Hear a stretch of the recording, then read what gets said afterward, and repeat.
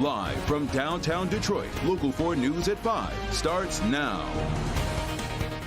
And we begin yet again with ExactTrack 4D radar. Rain moving into Metro Detroit tonight with concerns about possible flooding as the rain is expected to fall overnight and into tomorrow. Not here yet, but on its way.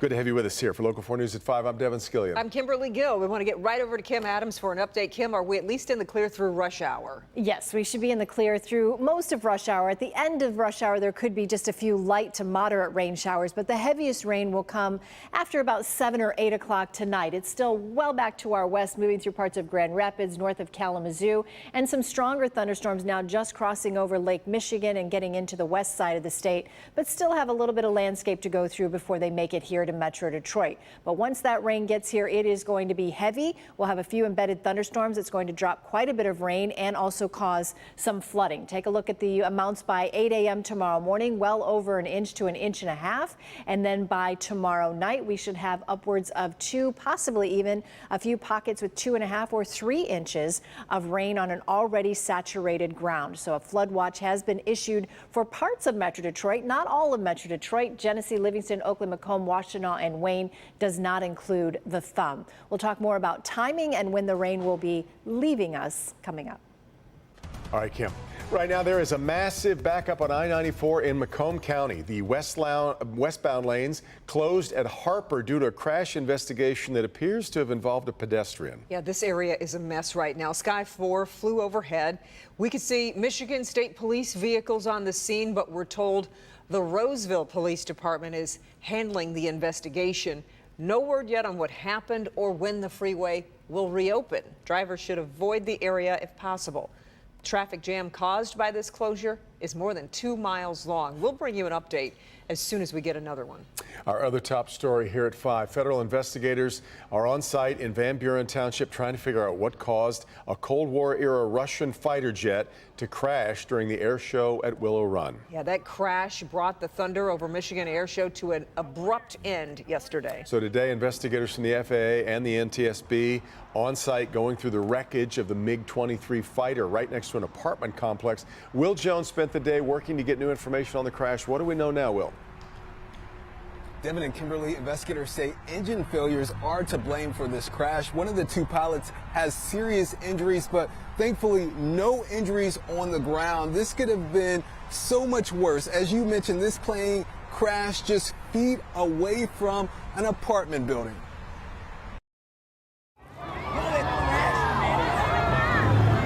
After the fighter jet made one pass at the Thunder over Michigan air show at Willow Run Airport Sunday afternoon, something went wrong. First, I thought it was like a performance, a trick. I thought, oh, they shouldn't be dropping those things. They might hit people. And then I thought, oh, look at a guy's parachuting. And then my neighbor said they're crashing.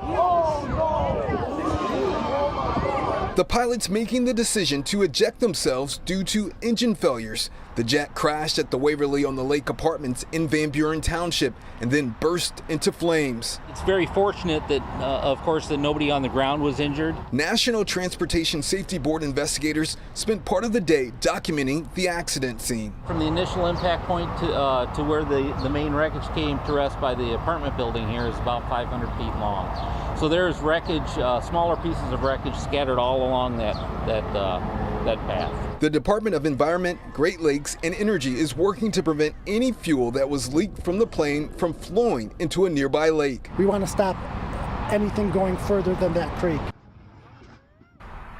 I spoke with a man off camera who was in his apartment when this jet crashed. I cannot use the exact words he said to describe his emotions when that jet crashed.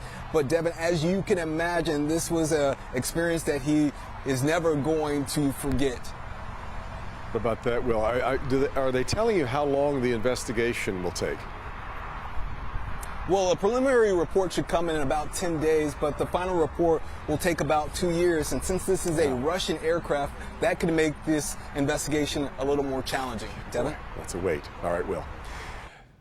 Other news tonight. Here in the past hour, 2 Nigerians charged in a deadly sextortion case made their first appearance in court. Samuel and Samson Ogoshi face federal charges in the death of Jordan DeMay. DeMay took his own life in 2022 after he was allegedly tricked online into sending explicit photos of himself. Sean Lay traveled to Grand Rapids for today's hearing. I always had this confident feeling that they would find who did this to Jordan. I just did. After they found these guys and indictments happened, we knew it was going to be a long process, but not quite as fast as it actually happened. John DeMay and Jennifer Buda have been living a nightmare, but today is like a dream. We are with the parents of Jordan DeMay in Grand Rapids and heading into the federal courts building here. They will finally see the men who contacted their son one night through Instagram posing as a girl, persuading compromising pictures to be sent, and then immediately started demanding money from Jordan, threatening to send the photos to everyone in Jordan's life. Jordan sent money. The men would not relent. Hours after being contacted by the men, Jordan could not bear it. He took his own life at age 17. The feds tracked the men down to Nigeria, arrested them, and brought them back here to face charges. Finding evil that lurks online is not easy. And make no mistake, charges of this type brought against subjects outside the United States are rare. Securing extradition of these subjects is even more rare. Through this storm, Jordan's parents did think the sextortionists would be caught. I'm surprised that we're here already. I'm happy. I'm grateful for that. Back to your life. So the brothers that just made this court appearance from Nigeria. We're talking about Samuel and Samson Ogashi. They're facing charges now of sexually exploiting teens and other young men, including Jordan DeMay, being held without bond right now. Guys, so this just wrapped up, and Jordan's parents just walked out, and we just had a chance to speak with them. They came in very confident. It's a hard day for them, and I just simply said, guys, what was it like to be in the same room with them? And Jennifer broke down. You can only imagine the stress and the strain of all of this, and then they finally got these guys in court, and the parents they were confident that they would catch these guys, even though they lurk in the deep, darkest, most evil corners of the internet. And Kimberly, I know you spent a lot of time in Marquette with this couple. They are absolutely lovely and have a lot of strength going forward after this. That's right. And the investigators also who worked to bring these two men, these two brothers, back here to the U.S. to face these charges, as you said, was just absolutely remarkable. And I know there's no relief for this family. They lost their son, but certainly there has to be something that they're feeling today, being able to face these two. Yeah, and Kimberly, we're going to see that at 6 o'clock. We just spoke with them, and really emotional couple of minutes we spent with them just now. We'll bring it to you at 6 o'clock. And you're right, we talked to the FBI about a year ago. They put out a public health warning about this, and we talked that how do you track these people down? And the thought then was it's really hard, and who has the manpower and time to do that? These guys did, and they're going to continue to go after people who do this. Incredible work. All right, Sean, we appreciate your report tonight. Okay. A new week could bring a new indictment against former President Trump. Today, the Fulton County District Attorney in Georgia, investigating alleged efforts to overturn the Trump loss there, began presenting her case to a grand jury. Bree Jackson in Washington with what it could mean for the former president and his political rivals. Bree? Devin, two former state lawmakers from Georgia were seen at the Fulton County Courthouse today, and we do know that more witnesses are lined up for Tuesday, including Georgia's former lieutenant governor. Meanwhile, former President Trump spent part of this day blasting potential witnesses on social media. All eyes on the Fulton County Courthouse as District Attorney Fani Willis presents her case, arguing that former President Trump and his allies broke the law in their efforts to overturn Georgia's 2020 election results, laying out evidence, including this 2021 call to the Secretary of State. I just want to find 11,780 votes. The grand jury is also expected to hear from key witnesses, including the state's former Lieutenant Governor, Jeff Duncan. He was a long critic of Trump and their attempts to overturn the election. I think that's why she's going to have him testify last. Trump lashing out on Truth Social, calling Duncan a loser and unleashing a tirade against the Fulton County DA and her case against him. The GOP frontrunner insists he's innocent.